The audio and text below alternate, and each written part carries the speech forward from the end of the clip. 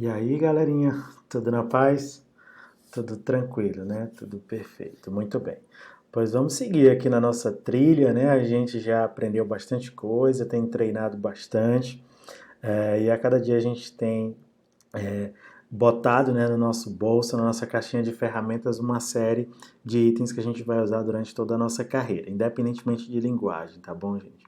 Esse nosso curso não é um curso de Python, como vocês já devem perceber, ele é um curso de pensamento computacional de quais ferramentas tem disponíveis para materializar tudo isso, né?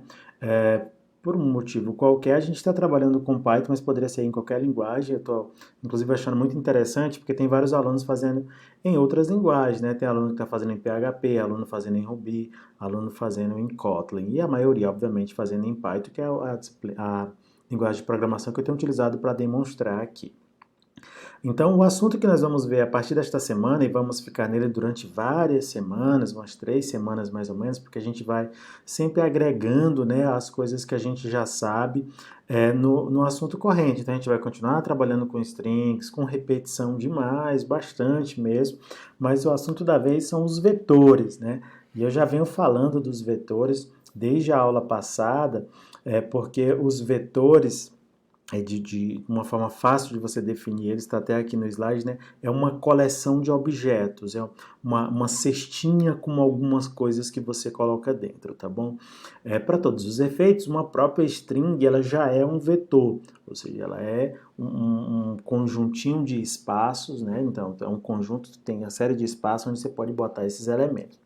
Eu, uma vez por outra, chamo de conjunto, mas não é conjunto, né? Quem vem da definição da matemática sabe que conjunto tem algumas outras restrições. É coleção de dados. Por que coleção? Porque os dados, inclusive, podem se repetir.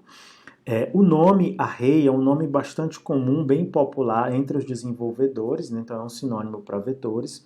E as linguagens de programação modernas em geral, ou suas versões modernas, mesmo em Java, PHP, Ruby e Python, obviamente, tem um framework de coleções, ou seja, tem um conjunto de classes, objetos que você utiliza quando você precisa ter vários elementos guardados assim, bonitinhos num só lugar e que você possa trabalhar com eles como se fosse uma coisa só e ao mesmo tempo acessando individualmente esses valores, tá bom? Então, array é o nome também bastante popular. Vetores, array e lista.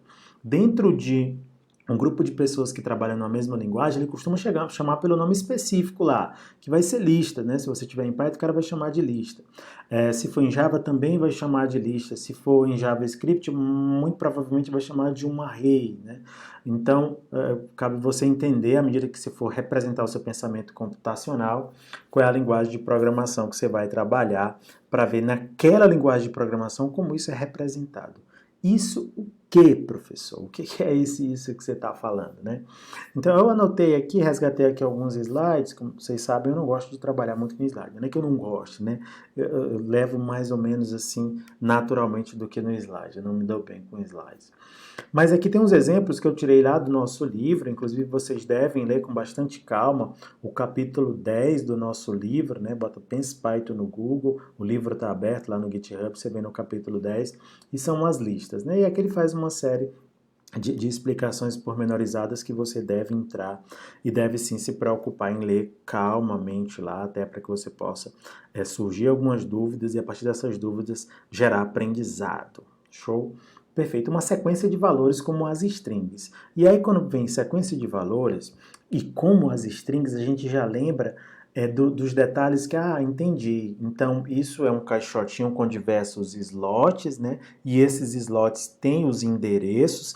Esses endereços aqui nas listas, nos arrays em geral, qualquer linguagem de programação, eles ainda são números inteiros, eles começam em zero, tá bom? Então são zero indexáveis, da mesma forma como as strings são, e a gente consegue acessar os elementos individualmente, enfim, consegue navegar, consegue buscar, procurar.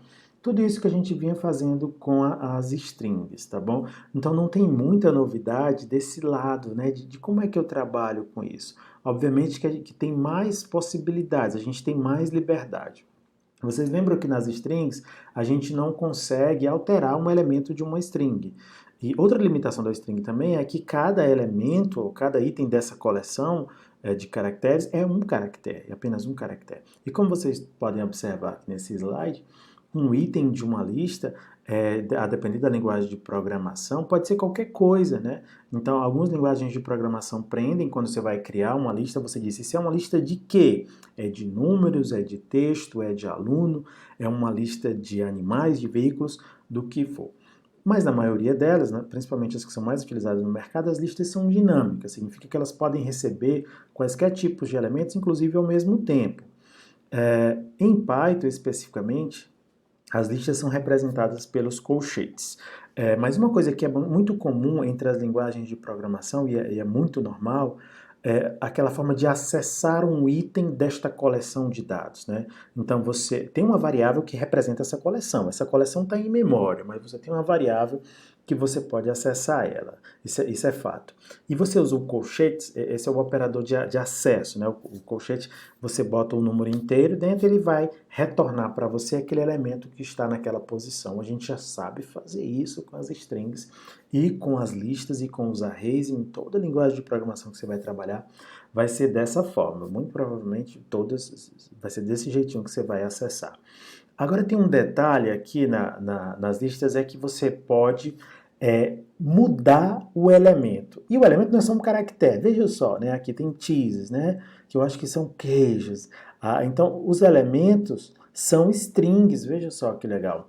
Então, essa nossa primeira lista tem 3 elementos. Lembra? A sua linguagem de programação tem uma forma de ver o tamanho de uma coleção de dados. Na string você utilizou o len aqui em Python. Em Python, esse len, ele descobre o tamanho de quase toda coisa, né? Quase toda coisa que é iterável, que você consegue passear por ele, quase todas as coisas, o len, se você entregar ele para a função len, ele descobre.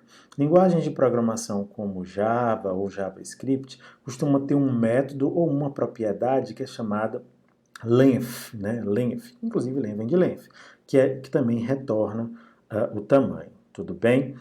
Eu vou abrir aqui logo o terminal, meu terminal tá aberto aqui, o terminal Python. Você que instalou o Python no seu computador, você digita Python 3, ele vai cair nesse terminal, né? Eu tenho um complemento aqui chamado PT-Python, que eu prefiro utilizá-lo, mas é a mesma coisa, tá?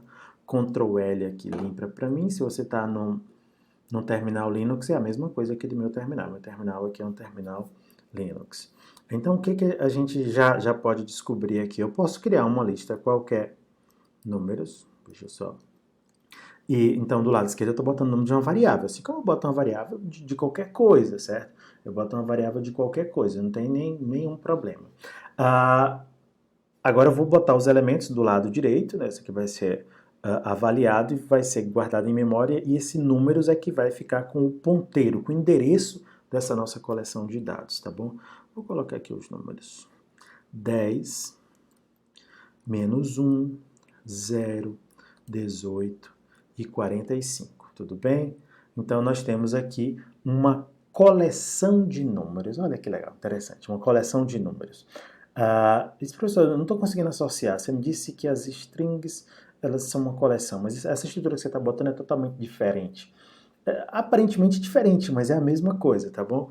Vejam só, os elementos de string eram caracteres, mas os elementos de lista são livres, pode ser qualquer coisa. Então eu venho aqui números, e a forma de eu acessar é por meio desse operador de acesso aqui, que são os colchetes. E eu disse para vocês, já no começo aqui dessa aula, que as listas, os arrays, né, a depender, os vetores em geral, em qualquer linguagem de programação, eles são zero indexáveis, assim como as strings, né? Assim como as strings, eles são zero indexáveis. Ou seja, eles começam na posição 0 e vão crescendo de 1 em 1. Então, o primeiro elemento está no endereço 0. Então, dentro do colchete, eu estou botando, eu quero o elemento da posição 0. Tudo bem? Qual é o elemento que está lá na última posição? Como nós temos 5 elementos, então é 0, 1, 2, 3, 4. Né?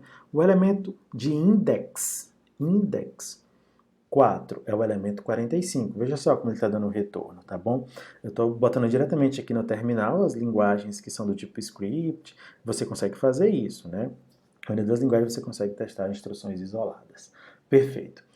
Outra coisa que a gente consegue fazer, vou pressionar Ctrl L aqui, vai limpar mas números ainda existe, tá aqui, se eu der o print números, ainda existe. Eu consigo ver qual é o tamanho, então essa é uma ferramenta, é um item que você vai ter que descobrir na sua linguagem de programação como é que se descobre o tamanho de um vetor, porque é bastante útil saber o tamanho para...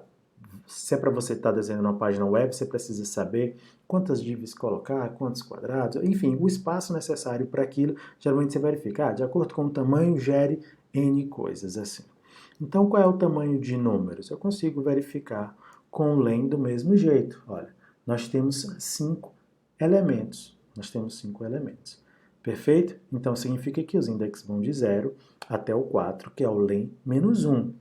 Tanto é que toda vez que eu tiver um vetor, eu posso, como eu posso mandar um inteiro aqui, se eu quiser acessar o último elemento, eu digo, é o meu próprio len, olha, não se confunda com isso aqui, é o meu próprio len, né, menos 1, ó, dá o último elemento, mas é óbvio que tá certo, né? Aqui dentro do colchete, a gente tem que botar o index do elemento que a gente quer acessar. Se eu quero acessar o último, eu sei que o último elemento ele é sempre o tamanho menos 1, porque começa em 0, né, por questões óbvias. O index 5, né, se eu tentar, tem 5 elementos, pois qual é o quinto elemento? Você vai tentar entrar aqui qual é o index 5 e vai acontecer isso aqui. Então não vai dar certo. Esse erro é clássico demais. Os seus aplicativos aí no seu Android, às vezes eles param por um erro como esse. O cara tenta acessar uma posição que não existe. Toda vez dá esse index out of range. Então, muito comum esse erro, muito comum. O aplicativo parou, muito provavelmente o cara tentou acessar uma posição que não existe, tá bom? Então preste atenção, vê esse vídeo várias vezes, devagarinho, como o professor está fazendo bem de detalhezinho, que é coisa normal do seu dia a dia. Então você imagina os vetores como um caixotezinho, assim como as strings, você pode botar qualquer coisa nessas posições, e elas têm endereço, os endereços começam em 0, vai até tamanho menos 1. Agora tem um detalhe, né? Você consegue mudar as coisas. Olha como é interessante, né? Então, o Ctrl L aqui novamente, só para limpar a minha tela, eu tenho aqui, eu quero mudar o segundo elemento. Então, enquanto isso aqui eu faço a leitura, olha, no segundo elemento, eu tenho menos 1. Eu quero mudar, eu quero botar o 71 na segunda posição. Então, eu faço uma operação de escrita. Então, eu digo, olha, eu faço isso aqui. Então, o valor que está do lado direito aqui do operador de atribuição, que é um igual, é a atribuição, vai ser jogado nessa posição e vai dar certo. Ó, executou normalmente. Se eu pedir para acessar, o que tem na posição 1 dessa minha coleção de dados? Tem o número 71. Deixa eu ver a coleção inteira, né? Tá aqui, 10, 71, 0 e 18. Tudo bem? E aí, para a gente fechar esse vídeo aqui, né, a gente precisa fechar em 15 minutos, algo que a gente vai fazer a todo momento, quando você está desenvolvendo um software, é percorrer uma coleção de dados. Isso é muito comum mesmo, tá bom? E aí você tem duas formas de fazer isso, né? Ou com o while, ou com o for, para você sair percorrendo de um a um. Tem mais formas, né? Mas essas são as formas principais. E aí eu já disse para vocês que o for, ele serve para percorrer itens de uma coleção. A indicação dele, hoje em dia, em todas as linguagens de programação, é essa, tudo bem? Então eu posso fazer o seguinte, se eu quero simplesmente, e toda linguagem de programação moderna tem um recurso como esse.